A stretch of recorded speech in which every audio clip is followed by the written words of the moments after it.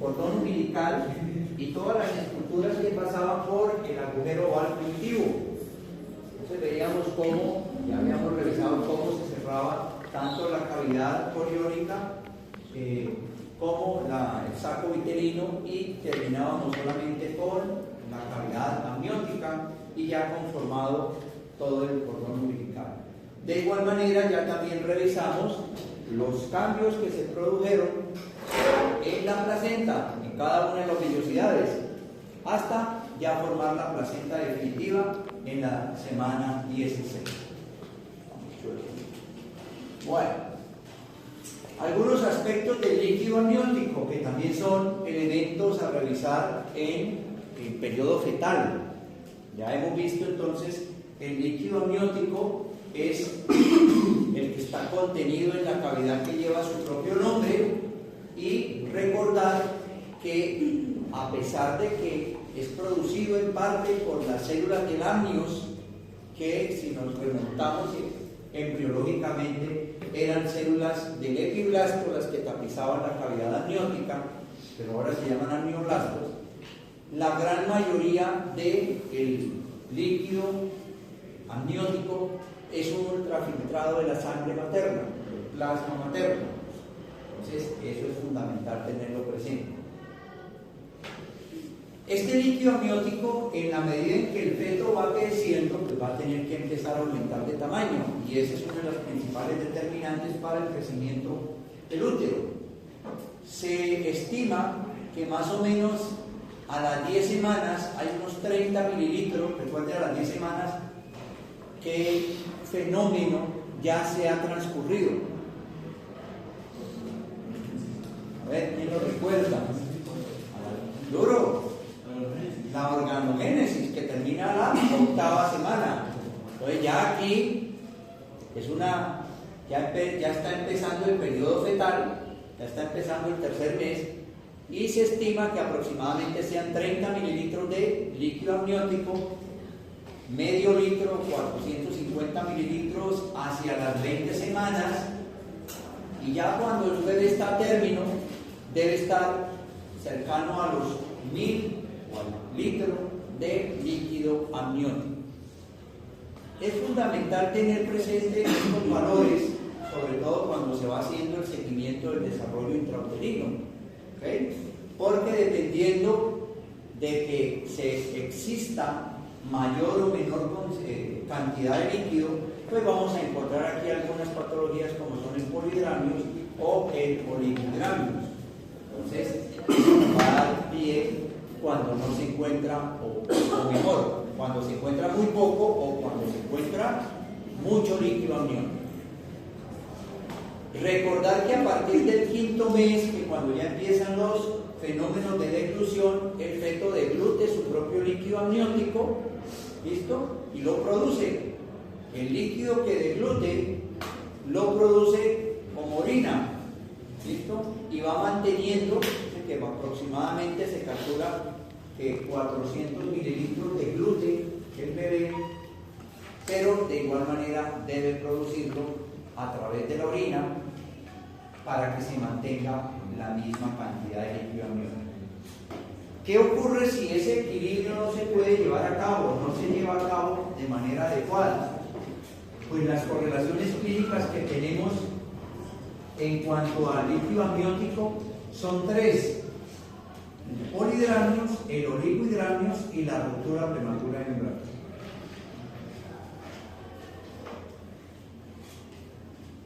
¿A qué llamamos nosotros polidramios?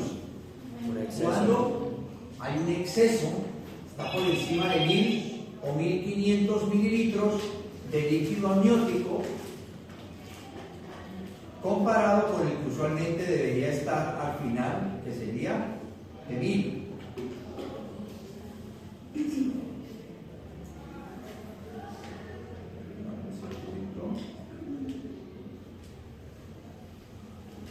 Y el oligohidramios cuando hay una cantidad inferior a los 400 mililitros. Esto cuando estamos por encima de la semana 30, 35, es decir, cuando ya deberíamos nosotros tener aproximadamente más de 1000 mililitros. Bien, ¿cuáles pueden ser las causas del polidramnios. Básicamente, cuando un embarazo tiene un exceso de líquido amniótico, se asocia a malformaciones congénitas, principalmente del sistema nervioso central, y a malformaciones gastrointestinales. Recordemos que si el niño no consume líquido, él lo único que va a hacer es producir orina, entonces no se va a mantener esa recirculación y no se va a mantener ese equilibrio. Entonces, si hay alguna obstrucción o hay alguna atresia esofágica que le impida deglutir el líquido, pues obviamente va a ser más el líquido que se produce que el que se consume por parte del bebé. Entonces se nos van a aumentar los valores o los volúmenes de líquido amniótico en esa gestación. Y por el contrario, si hay una oligohidramnios, es señal de que el bebé no está produciendo suficiente orina. Entonces muy probablemente hay que sospechar que no vaya a ser una agenesia o un trastorno en el proceso de desarrollo del sistema excretor como principal causa de este oligohidramnios. Y finalmente tenemos la ruptura prematura de membranas. La ruptura prematura de membranas se diagnostica cuando se lleva a cabo por delante o anterior a la semana 35 de gestación y constituye un elemento de urgencia obstétrica. ¿Por qué creen ustedes que se deba tener cuidado cuando se rompen las membranas antes de la semana 35? Porque cuando se rompen después de la semana 35 ya no hay ningún inconveniente, muy probablemente está desencadenando su trabajo de parto, no habría ninguna necesidad de frenar ese trabajo de parto. Pero si es antes de la semana 35, ¿cuál sería el inconveniente o qué cuidado deberíamos tener? ¿Qué se les ocurre o qué han escuchado? Correcto. ¿Qué más? Y bueno, ¿y qué pasa cuando se le rompa la membrana a la mamá? El líquido. De la membrana. Sí. El líquido no invadiría al cerebro. No, porque puede haber una... Sale por el canal vaginal, se llaman romper puente. Yo le diría, no, pues dejemos lo que cumpla la semana 37 y desembarazamos.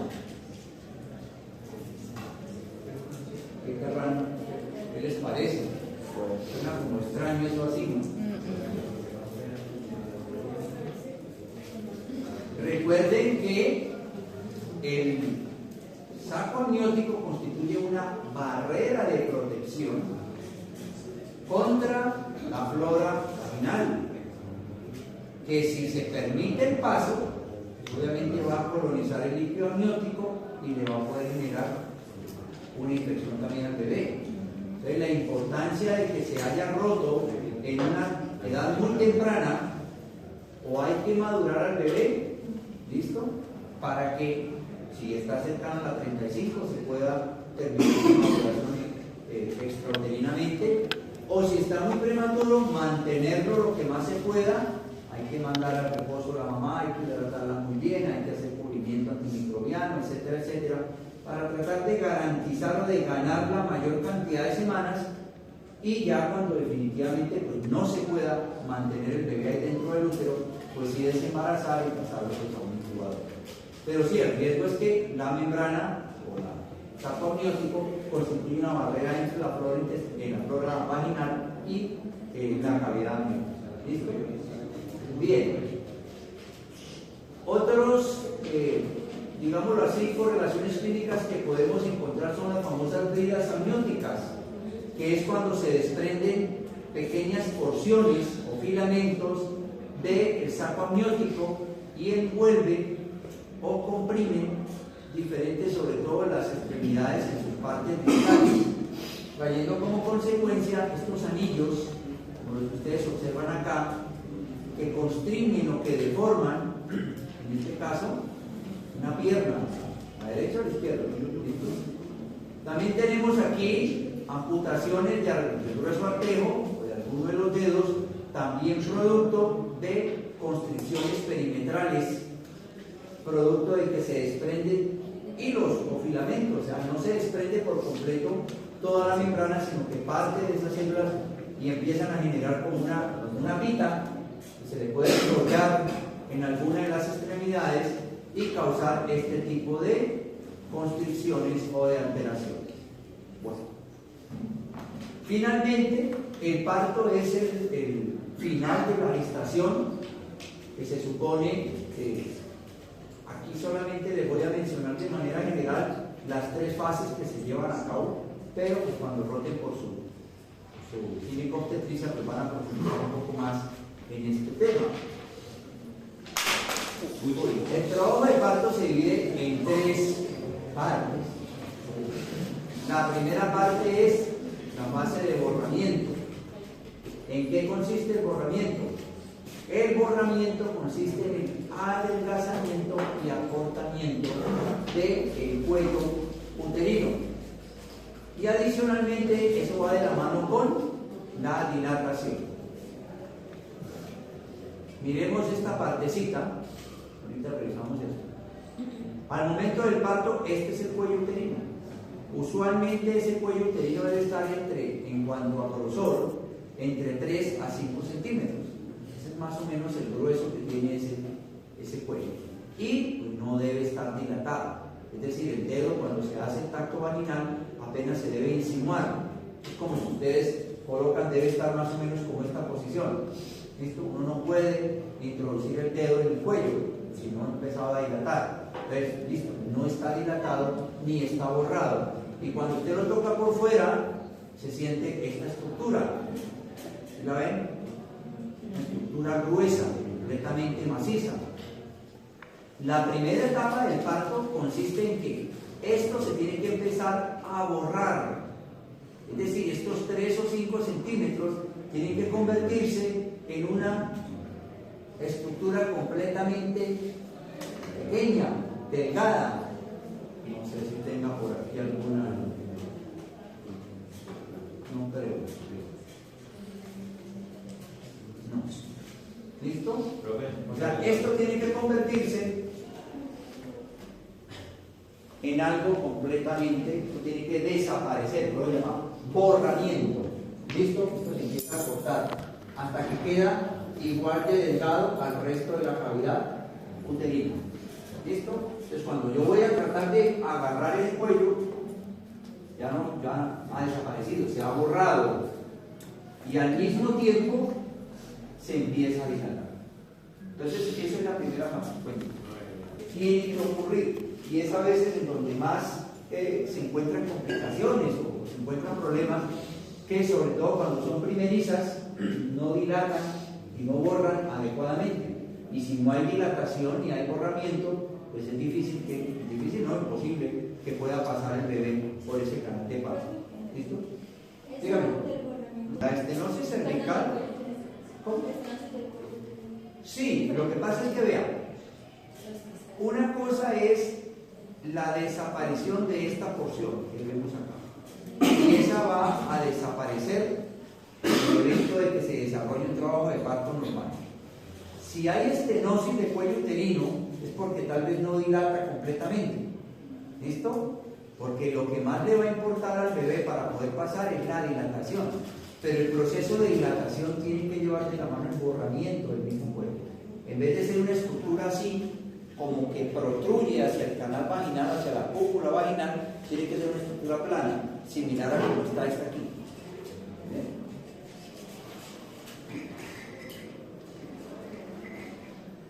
Viene el borramiento, la dilatación, ¿listo? Y esta etapa de borramiento y dilatación termina cuando se llega a su dilatación completa, que en promedio tiene que ser 10 centímetros.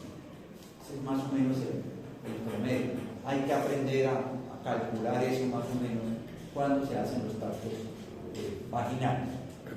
Después de esto, ya el niño queda encajado, ya empieza obviamente la fase expulsiva, que es ya la expulsión del feto propiamente dicho, con los cuidados que hay que tener para proteger el pequeño. ¿Listo? La famosa maniobra de Fischer, las respectivas episiotomías en el evento de que toque realizarlas, pero a esto hay que ponerle mucho cuidado. ¿Listo? Para que ese proceso de expulsión sea lo menos traumático para la madre. Sale el feto, se pinza el cordón, se corta y luego queda el verdadero alumbramiento, que más o menos demora en promedio entre 10 a 15 minutos, que es la expulsión de la placenta y las membranas fetales. También para esto hay un protocolo para que esto se lleve a cabo. Muchachos, a esto hay que darle tiempo, como les digo, no empiecen ahí a tratar de forzar este tipo de procesos porque muy probablemente terminan en desenlaces inadecuados. La placenta ya si después de 10, 15 minutos no ha desprendido ni nada por el estilo, pues habría que mirar si que fue una placenta ancreta, está muy implantada dentro del músculo, que sí ya requiere de pronto alguna intervención quirúrgica para retirarla. Pero en la gran mayoría de los casos, siempre ella sale solita. Y luego, hablar de lo que es el embarazo gemelar, que es otra correlación que encontramos muy frecuente o no tan frecuentemente en la población. Se supone que los humanos somos especie de reproducción única, ¿listo? Hay una sola ovulación, se fecunda y a partir de allí tiene que desarrollarse un solo embarazo. Cuando se producen los embarazos gemelares, o mejor, los embarazos múltiples, más de dos, pues son embarazos de alto riesgo que tienen que obviamente hacerse un seguimiento mucho más exhaustivo. Los embarazos gemelares están clasificados en dos clases: el gemelo disigótico o los gemelos monocigóticos. ¿Okay? Seamos claros acá, pues usualmente la gente utiliza el término gemelo para cuando son monocigóticos, ¿listo? Que son idénticos. Si lo ven acá, es el menos frecuente. La gran mayoría de las veces, en el 90% de los embarazos gemelares, son gemelos disigóticos, son hermanos, que nacen al mismo tiempo. Dos ovocitos se fecundan por espermatozoides distintos y salen sus embarazos de manera simultánea. Aquí tenemos cómo es que se puede producir, cómo es que se generan los embarazos de los gemelos disigóticos, que son estos que vemos acá, o los embarazos monocigóticos. Como ustedes se pueden dar cuenta, estos son dos ovocitos, ¿listo? Un cigoto ya en su fase, ¿cómo se llama esta fase? Bicelular, ¿listo?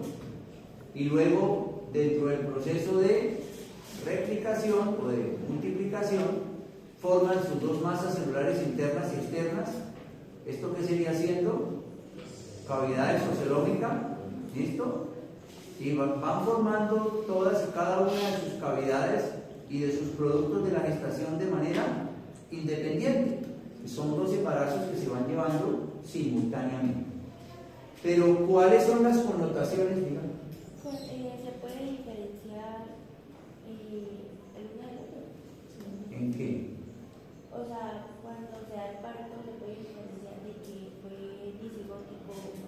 Pues claro, se hacen cariotipos y obviamente podemos identificar que son monocigóticos. Y segundo, dependiendo del tipo de placenta o el tipo de conformación que van a tener acá, porque si los monocigóticos tienen una condición como es esta, que van a compartir saco coriónico y saco amniótico y van a compartir la placenta, que esos sí son de característicos de embarazos monocigóticos, mientras que los otros sí van a ser embarazos disigóticos. Listo. Entonces, pero miremos acá, hasta aquí no hay ningún inconveniente. Ya, vamos a morir. Hasta ahí no hay ningún inconveniente porque son dos embarazos comunes y corrientes. Pero al momento del parto podemos tener diferencias en ese tipo de gestaciones. Vale, un segundito, por favor. Partecita. Este es el embarazo disigótico. Usualmente los embarazos disigóticos van a generarme dos posibles escenarios. ¿Listo? ¿Cuál es? Este que está aquí, en donde, si ustedes se pueden dar cuenta, cada feto tiene su placenta y tiene su saco coriónico distinto o independiente al que tiene el otro gemelo. ¿Listo? O que la placenta se fusione, ¿listo? Y también se fusionen los sacos coriónicos. ¿Sí lo ven? Acá los tenemos separaditos, dos embarazos. Todo depende de qué tan pegados se produzcan las anidaciones o las implantaciones en la primera semana de gestación. Si son bien pegados, pues muy probablemente terminarán en este escenario en donde se fusionan las dos placentas y se fusionan los sacos coriónicos. ¿Listo? Entonces, ahí obviamente pues, el aporte nutricional va a estar un poco más comprometido cuando es la misma placenta fusionada para los dos fetos a que si tienen su placenta por aparte. ¿Cuál sería la diferencia de este escenario con el escenario de los monocigóticos que también compartían placenta de gestación? Ya vamos para allá. Esto ya es. ¿Listo? Y en cambio, para los embarazos monocigóticos, que pues aquí sí entonces voy a permitirme aún subir la ampliación hasta acá, para que miremos qué es lo que ocurre. Aquí, en el anterior vimos que habían dos cigotos completamente independientes, se implantaron en el útero y generaron su desarrollo de manera independiente. Acá hay un solo cigoto, aquí lo podemos ver, pero en el proceso de la fase bicelular, cuando están pasando por la módula y cuando están conformando la masa celular interna y la masa celular externa, se empiezan a generar dos divisiones o dos masas celulares internas con dos masas celulares externas, es decir, se producen dos blastocistos. ¿Listo? Y obviamente con sus respectivos blastoceles. Pero si ustedes se dan cuenta, todos provienen de la misma cantidad o de la misma carga genética que trae este cigoto de África. Y los escenarios que podemos encontrar entonces con un embarazo monocigótico son estos que ustedes pueden ver acá. Si en el anterior veíamos dos posibles, o que compartan o no compartan placenta y saco coriónico, que los sacos coriónicos estén funcionados, aquí vemos estos dos escenarios que son exactamente iguales a los de los disigóticos. ¿Sí lo ven? Tienen su placenta por aparte, tienen su saco coriónico independiente. Ese escenario, si yo miro acá, es este mismo. ¿Lo ven? Y este otro, en donde se fusionan las placentas, ¿listo? Y se fusiona el saco coriónico, pues también se me está cumpliendo, ¿listo? Aquí. Y porque las placentas, como ustedes se pueden dar cuenta, se fusionan, se pegan. Pero en los monocigóticos también se ha encontrado que se puede presentar un tercer escenario, que es este, que vemos acá, en donde se puede observar que se está compartiendo tanto la placenta como la cavidad amniótica y la cavidad coriónica. ¿Listo? Entonces miren que ya aquí, en la medida en que vayamos avanzando hasta acá, este es el de mayor riesgo en cuanto a presentar retardos o retrasos en el crecimiento intrauterino, porque el proceso de suministro nutricional es mucho más difícil cuando se está compartiendo la misma placenta. Adicionalmente, los casos de siameses o los casos de fetos papiláceos también son mucho más frecuentes en este escenario, en donde se está compartiendo tanto la cavidad amniótica, por obvias razones la cavidad coriónica, y se está compartiendo la misma placenta. ¿Listo? Miguel, ¿le quedó claro? ¿Sí? Ángel. Bien. Bueno. ¿Sí? ¿Sí? ¿Los embarazos labiales siempre tienen que ser por cesárea? Pues debería ser. Lo que pasa es que si no se hace un control adecuado, a veces llegan por partos vaginales y obviamente con mayor complicación, porque si están compartiendo, no sabemos si es monocigótico, la única manera de poder identificarlo es saber si están pegados y el que salga primero arrastra la placenta o el cordón de él. Eso es un conflicto, claro, es un riesgo y puede tener como consecuencia bastante grave. Bien, dentro de las correlaciones clínicas de los embarazos múltiples encontramos lo que se denomina el feto papiráceo, que es cuando un feto de mayor tamaño comprime o engloba, ¿listo?, al otro, y entonces este segundo sufre como una especie de momificación. De ahí que tenga ese término, el término de feto papiráceo. Este puede estar por fuera de este bebé o lo puede tener adentro. Bueno, no es que se lo coma. Sí, pero es como la idea que a uno se le viene a la cabeza, simplemente que dentro del cierre del saco uterino y de la cavidad coriónica, recordemos que como la están compartiendo, lo engloba. No es ya. ¿Listo? Hay un caso, y ustedes pueden encontrar casos por ahí en internet, de personas ya adultas que le hacen ese diagnóstico, es de manera accidental, les hacen estudios imaginológicos por cualquier otro motivo de consulta, se encuentra una masa abdominal y cuando se observa es que es un feto, un hermano, cuando se desarrolló ella o él, y ya, pero está obviamente completamente fibrosado, completamente calcificado, es una masa que cuando se le hace la patología, no, es un hermano suyo ahí, no es que se lo coma. O puede quedar por fuera también y obviamente pues no hay viabilidad. A veces también puede afectar la viabilidad del otro. El otro correlación clínica o el otro caso, sobre todo en los bebés monocigóticos que están compartiendo tanto el saco amniótico como la placenta, es los siameses. Yo siempre les digo, por favor, revisen ustedes ahí de dónde viene la palabra siamés. Búsquense a los siameses Chang y En Bonker. Busquen a ver qué les sale. Porque alguien dice, bueno, ¿y eso por qué le llaman siameses? ¿Eso a qué se debe? Y ustedes pueden identificar de dónde pues, es el problema. No creo que sea el primer caso que se haya presentado en la humanidad. De pronto es el primer caso documentado.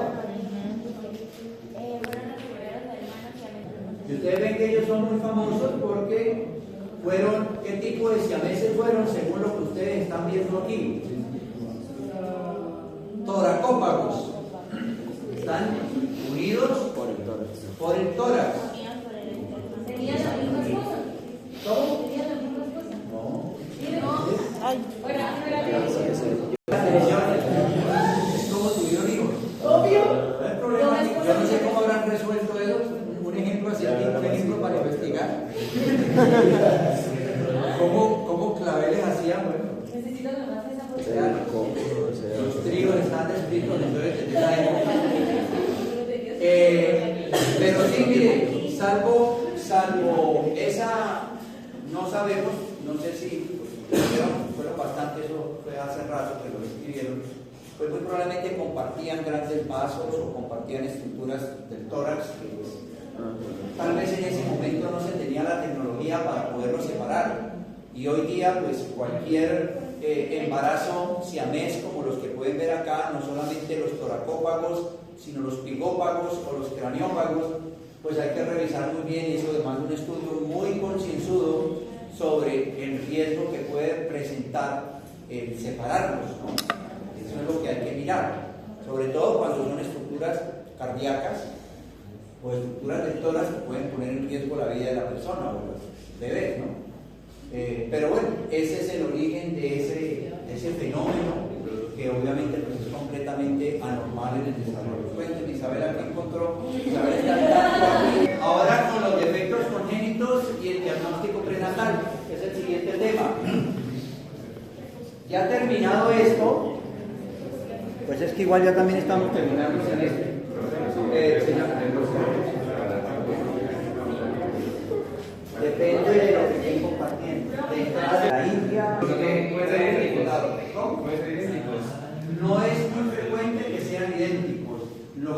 escuchado es embarazos monocigóticos, primero nomás.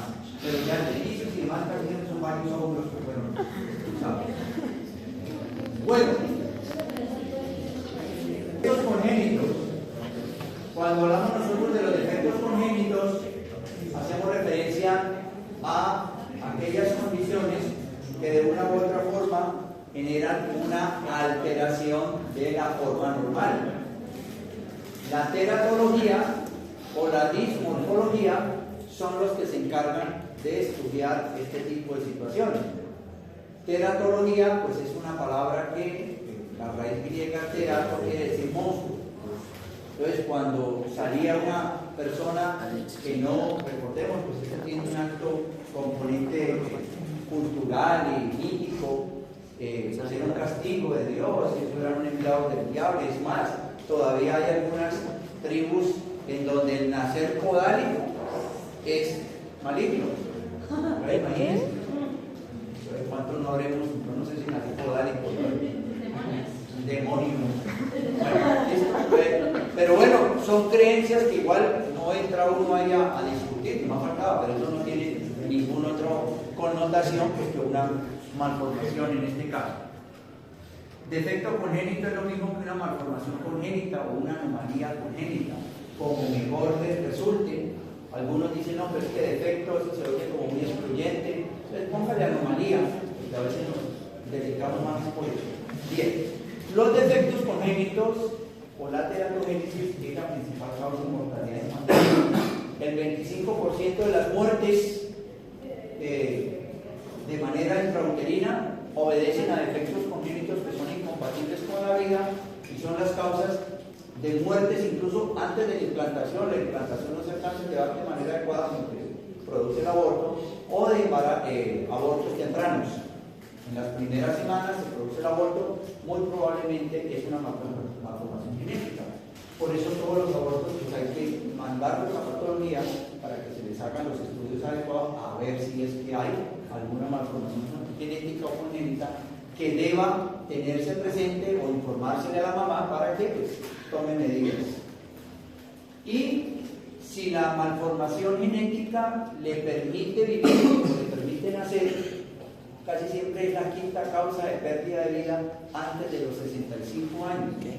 ¿Listo? Por ejemplo, una asociación muy frecuente que se encuentra con el síndrome de Down, que es una malformación genética, pues que no tiene ningún inconveniente en que nada que ver, es que son personas que debido a que traen malformaciones o problemas cardíacos casi siempre, mueren temprano. Uno nunca va a encontrar un síndrome de Down, es muy poco probable que esté por encima de los 60, 70 años. Casi siempre uno lo ve joven, edad media, y después de los 50, por esa época, fallece. Entonces, es la quinta causa de muerte antes de los 65 años. Uno encuentra, y si lo encuentra, pues, un síndrome de Down ya de más de 60 años. Es muy poco probable. Precisamente pues, por esa misma condición. No mueren per se porque tengan una trisomía 21, sino por las alteraciones funcionales que trae esta malformación. Bien, dentro del análisis de los defectos congénitos, los invito a que miremos esta torta en donde nos muestra cuál es la contribución o cuál es la participación de cada uno de los elementos que pueden generar un defecto congénito.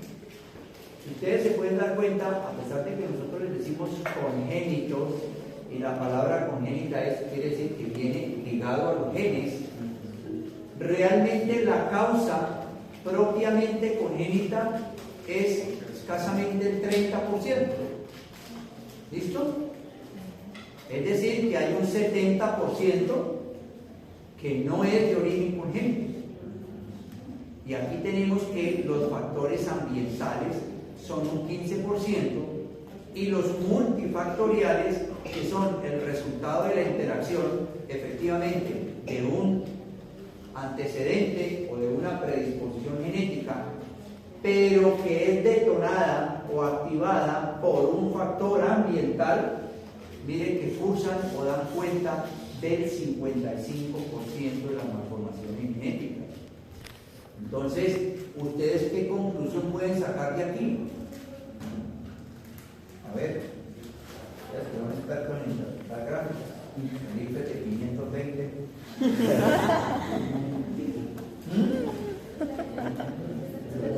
Exactamente, que es cierto, yo no puedo pelear con mis genes, yo no puedo hacer nada ya con mis genes, pero yo sí tengo un 70% de maniobrabilidad o de margen de maniobra para tratar de evitar que los factores genéticos que ya no puedo modificar no se expresen o se expresen con una intensidad muy baja o se expresen de manera más tardía. Y esto, ojo muchachos, porque a veces decimos, no, pero es que si yo ya no nací con 30 años, pues ya no me va a salir la... No solamente es la forma física, sino la predisposición a padecer ciertas enfermedades. La diabetes, las hipertensiones, etcétera, etcétera. Todas estas enfermedades, recordemos, tienen su trasfondo familiar, su trasfondo genético. Pero pues yo tengo un margen de maniobra bastante grande para poder resolverlo. Bien. Los defectos congénitos o las malformaciones se pueden asociar o se pueden clasificar en malformaciones mayores o anomalías mayores y anomalías menores. ¿Cuáles son las mayores? Pues obviamente las que son fácilmente evidentes, por ejemplo, la ausencia de una extremidad, ¿listo? Una anencefalia, ¿listo? O cualquier otra de las malformaciones congénitas que son y que muy probablemente ponen en riesgo la vida de la persona o del bebé desde su vida intrauterina. Pero también podemos encontrar malformaciones menores. ¿Qué son malformaciones menores? Son pequeños hallazgos, son pequeños rasgos que encontramos en el recién nacido y que, ojo, nos pueden dar pie o están asociados a la presencia de una anomalía mayor o algún defecto mayor. Por ejemplo, las malformaciones menores más usuales son estas que ustedes ven aquí. Por ejemplo, la ausencia de pabellón auricular. De pronto alguno habrá visto, o donde vive o por televisión, por ejemplo, personas que no tienen desarrollado el pabellón auricular o lo tienen muy pequeñito, una microtia. ¿Listo? Esto es una malformación que se considera menor, porque si usted se da cuenta, esta niñita ya tiene como unos 8 o 10 años, muy probablemente oye bien, porque oye por el otro lado, puede tener su condición ósea preservada, y tiene sus funciones cognitivas perfectas, y no pasa absolutamente nada. También podemos encontrar apéndices auriculares. ¿Sí lo ven? Esta pequeña vegetación que podemos encontrar en la parte anterior de la oreja, que incluso se la podemos ver a personas. Conozco personas que tienen esa situación. Hendiduras palpebrales, estas que están acá, que son muy frecuentes como vamos a ver, del síndrome de alcoholismo fetal, cuando la mamá abusa del alcohol. Una anomalía menor me debe dar a mí el pie para sospechar que en el 3% de los casos también exista una anomalía mayor. Si encuentro 2 anomalías menores, ese porcentaje se aumenta al 10%. Y si ya son más de 3 anomalías menores, muy probablemente ese porcentaje se aumente al 20%. Cuando rote por pediatría, estos niños que tienen problemas en el pabellón auricular, hay que descartarles malformaciones del sistema urinario. Se asocian a riñón único o a riñón en herradura o a riñón poliquístico. ¿Listo? Son asociaciones durante el proceso de la organogénesis que trajeron como consecuencia que no se desarrollara adecuadamente. Entonces, no hay una causa-efecto 100%. Usted puede encontrar a esta persona y le hace su ecografía y los riñoncitos normales. simplemente es que se asocien.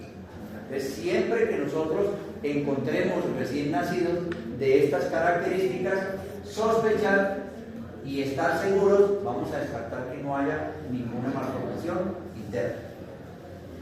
En cuanto al síndrome de alcoholismo fetal, son niños que al nacer tienen unas características, principalmente en su cara, que es un puente nasal bajo, es decir, no hay un quiebre marcado aquí entre, como muy rectico esta parte. Ustedes lo tienen normal, no se aman. El negro así, no. Ustedes lo tienen normal, no se aman. Fisuras palpebrales, que son pequeñas fisuritas que generalmente se dan en el párpado inferior. En cambio, en la imagen tal vez no es muy explícita, pero sí lo ven acá.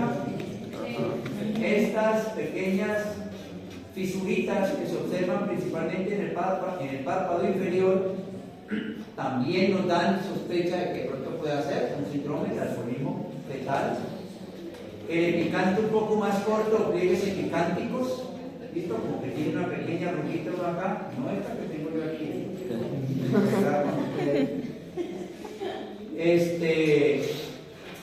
Las orejas, de pronto la parte superior del pabellón no se desarrolla adecuadamente, la vemos como más recortada, así como la del señor Spock. ¿Listo? La nariz más aplanada. ¿Listo? El surco nasolabial no se observa tan marcado, se ve como más exquisito. Y los labios superiores, principalmente, como muy delgaditos. ¿Listo? Básicamente, esas son las características de un síndrome. ¿Qué es un síndrome? Por eso se llama así síndrome de alcoholismo fetal. Conjunto de signos y síntomas que exactamente, que tienen una razón, digámoslo así, o que son más frecuentes que se presenten en ciertas condiciones que al azar. Este tipo de situaciones muy probablemente es porque la madre abusó del alcohol durante el periodo del embarazo. Bueno, finalmente, para dejar aquí, ¿cuál es la época del embarazo que es más frecuente o que es más vulnerable para que se presente este tipo de malformaciones? Aquí la podemos ver. La mayor probabilidad de que se presente, aquí tenemos el riesgo de que se presente la deformidad, es en el periodo de la organogénesis. ¿Listo?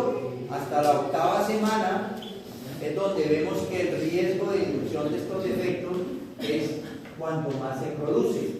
Pero ojo, y aquí que aquí también hay riesgo, ¿listo? Pero obviamente es un riesgo mucho menor, igual que el que puede ocurrir acá. Lo que sucede es que cuando se llevan a cabo o se presentan los defectos antes de la 3ª semana, como les coloco acá, se sigue la regla del todo o del nada. Si la malformación genética es incompatible con la vida, el bebé se pierde. Incluso la mamá ni siquiera es consciente de que estuvo embarazada, tuvo un sangrado, perdió esa criatura y nunca se supo. Pero no quiere decir que no se presenten de pronto malformaciones también aquí antes de las primeras 3 semanas. Y después de la 8ª semana, pues la única manera para que usted elimine el riesgo de presentar una malformación congénita pues, es eliminar el embarazo. Cuando ya se ha tenido el parto, ustedes pueden darse cuenta que aquí pues el riesgo es completamente cero. ¿Listo, muchachos? Dejemos así porque ya son las 11.